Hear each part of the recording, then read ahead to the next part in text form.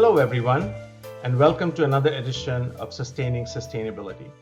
I am your host, CB Bhattacharya, Professor and Director of the Center for Sustainable Business at the University of Pittsburgh.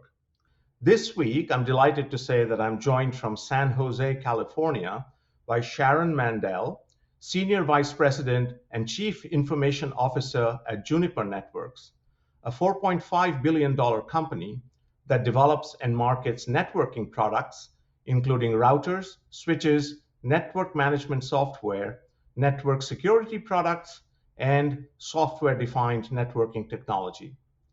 Sharon leads the ongoing enhancement of the company's IT infrastructure and applications architectures to support the growth objectives of the company. She and her team are also responsible for showcasing Juniper's use of its technologies to the world. Juniper's ongoing commitment to reducing materials use and converting ocean-bound plastics into useful packaging is saving nearly 50,000 pounds of virgin paper and 24,000 pounds of virgin plastic each year. The company continues to focus on climate change and are investing in on-site energy generation and energy purchases from renewable and lower carbon sources. They've also recently expanded their active commute rewards program into India and Amsterdam, which encourages colleagues to stay active, reduce congestion in their communities, and lower their greenhouse emissions. Sharon, welcome to the show. Hi, CB. Excited to be here. Thank you. Thank you for joining us. So, Sharon, interestingly enough, you joined Juniper in the midst of the COVID-19 pandemic. So, how was it to join a company in a new role during the start of the pandemic? Yeah, it's definitely been challenging in certain ways and same as always in certain ways. Because we weren't able to go into the office, there are many members of my team that I still haven't met. I'm excited because in a few weeks we're encouraging, not requiring, but encouraging people to come back to work if they'd like. I think we're going to start traveling. So I look forward to making that more personal in-person connection with people over the coming months. When people can see what you're doing, not just when you're on Teams calls or Zoom calls, it's a little bit easier to build trust and have people really have a sense of who you are. And in this kind of Teams and Zoom world, everything is very explicit. And I feel like serendipity and that those connections you make, not from actual execution of work, but just from getting to know one another, that's reduced. Coming to the issue of purpose, what would you say is Juniper's purpose and how has that evolved over time? Sure. Our official mission is power connections and empower change. And this applies to governance, environmental, and social perspectives. We've been reporting to the Carbon Disclosure Project, or CDP, for many years. We are becoming, increasingly transparent externally and working very hard at the company to hold ourselves accountable to the things that we say. Our products help build the internet, and that's increasingly how people communicate with each other and work together in and across organizations, geos, and countries. So we're sort of foundational to the way people can work and get things done together. Excellent. Let's talk a little bit more about what Juniper is doing to reduce its own environmental impact and also that of its customers. Yeah, so at the highest levels of the company, we have a great sense of urgency in driving environmental sustainability. There's no denying that there are increased emissions resulting from online activities.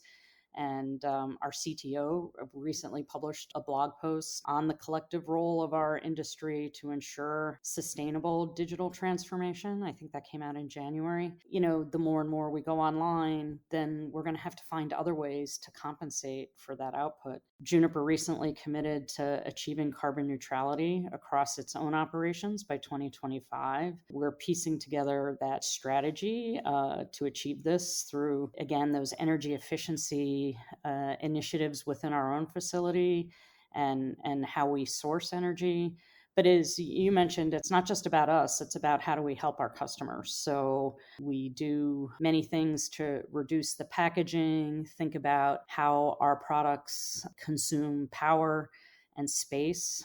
We've focused a lot of our R&D initiatives in our networking portfolio to be optimized across those things. And then the other thing is products aren't built right next to where the customers live. So packaging and transport can have a big impact on the environment as well. We work hard to reduce that both for how our suppliers do their work, but also helping our customers meet their own goals through the products that they're buying from us. And we have a sustainable packaging initiative that reduces carbon dioxide emissions. And also that comes down to that reducing space and size of our products, which also reduces the weight and transport. And we also think about the raw materials that go into our products as well as waste mitigations as we create them.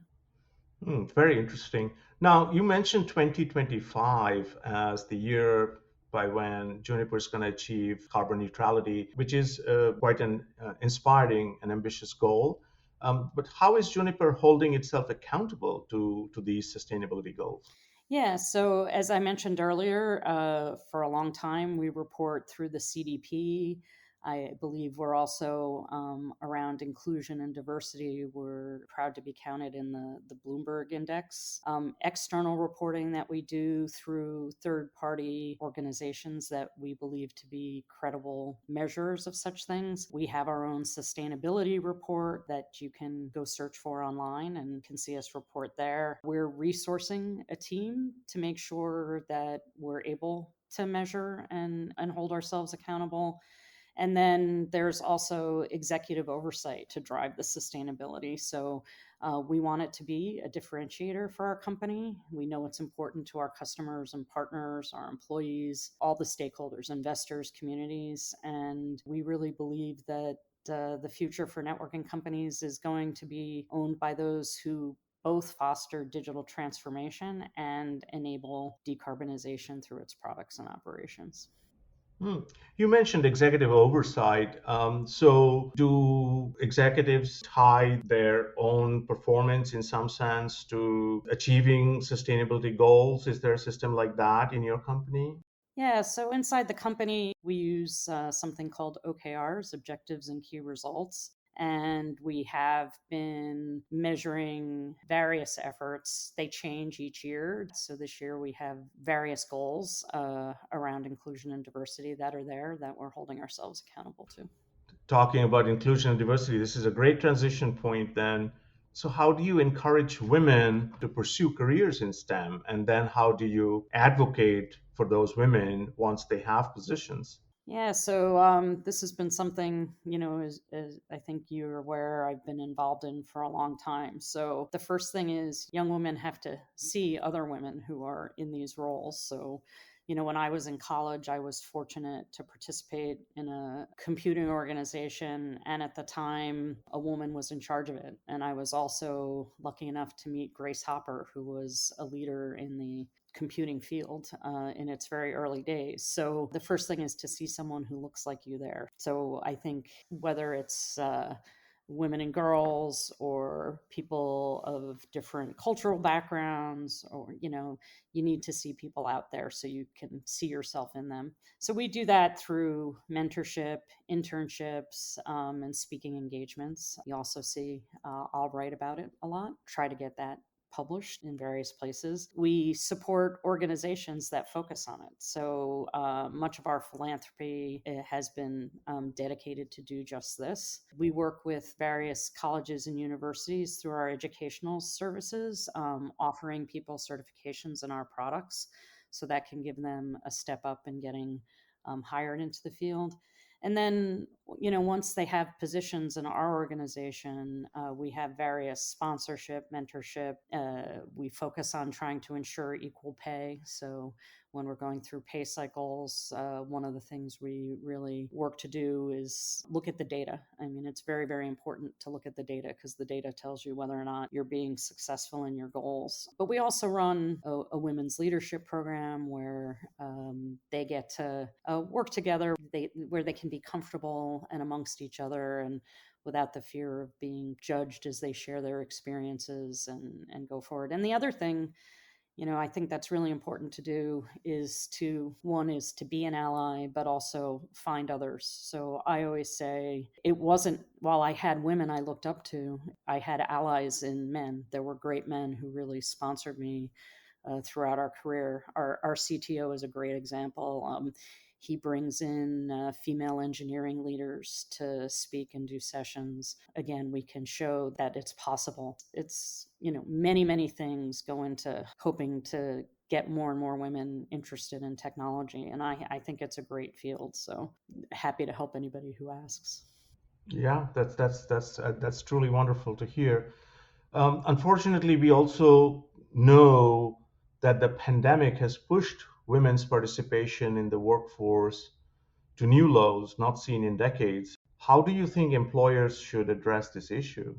Yeah, so the lack of support's a historical problem, and I think a lot of responsibility fell on women in the home, right? Trying to manage, the children, and while I think men are generally more supportive, as I looked around, I saw a lot of those day-to-day responsibilities falling on women, and I think it becomes a lot. When you start with a challenging set of ratios at all ranks in the technology industry, it's tough to see this. But I think with this shift, we're seeing, you've heard about the great resignation. And so there's a lot of churn and people trying on, whether it's new careers or new jobs with different companies. And so now you have these new roles to fill, and I think we can think about it as the great redesign, right? We can be more proactive, more thoughtful in our hiring. Think about how we, as we go to fill these roles, we make it more welcoming to women to come back to the workforce. So I think as we think about this diverse hiring, we need to make a better effort to look in different places, be more directive and narrow in our hiring practices. So, there are many organizations, women in cybersecurity, Latinas in tech, you can go sponsor and seek people out in those places. I think you need to look at every job description. I look at a lot of the job descriptions people write, and they're very clinical and not particularly welcoming. So thinking about the language that we use to be more broad and inclusive in those things, it's really critical to ensure diverse hiring panels. And so in my team, I'm measuring that as well as things that the company asks me to measure. If you're successful in hiring into those slots, you then have to keep people. It's critical to be sure that people all have a voice, and that underrepresented groups get an opportunity to speak up.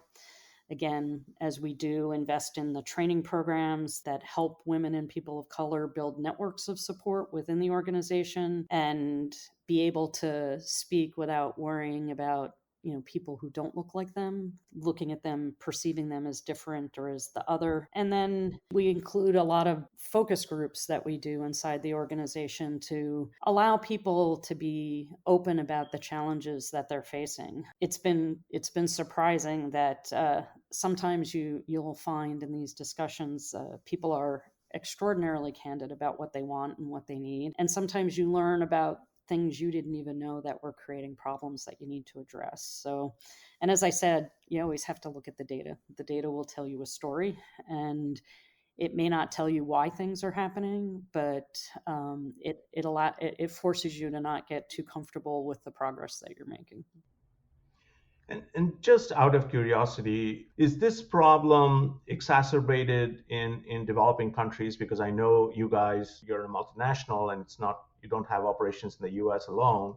How does this women's participation in the workforce play out across the world?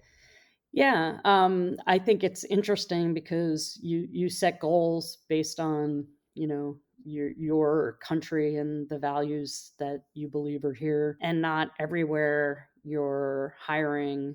Sometimes there's even laws that may make it more difficult for women to work. I think that means you have to really double down in those places in order to hit the goals. So, as you mentioned, we're global. Probably about half the company, I might not have these numbers precisely right, is in India and half is everywhere else in the world. And there are challenges in India, but there's also, a fairly strong movement, and the voice for women is getting louder and louder in that country. So you have to kind of figure out how you can get on that bandwagon and help drive those values elsewhere. Interesting challenges indeed. Fascinating conversation, but we are coming to the close of our time. So, one last question. What call to action would you make to our listeners? Companies, governments, at the end of the day, they're all people. So we're individuals, and each of us has an opportunity to do something on our own, whether it's how they use their voice in their workplace, how they live their lives. I think each one of us has to do our part, and we have to try, in the heat of battle of living life and trying to achieve our personal goals at work, not forget about our greater societal goals. We want a healthy planet for our children and our grandchildren to live on, something now that I'm older I think about a lot. And I think we all want a just world. So each of us, you don't have to be a person who's in power, to do something about this. Just get out and do something, pick something and make it your focus, and drive by example, lead by example. Very nicely put. Sharon Mandell, it was a pleasure talking to you today. Thank you for coming to our podcast. Thank you for having me. It was a pleasure.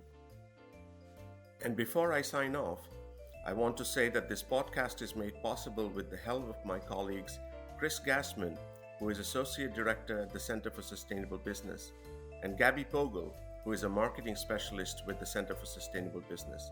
I'm your host, CB Bhattacharya, and I'll be back in a couple of weeks for another edition of Sustaining Sustainability.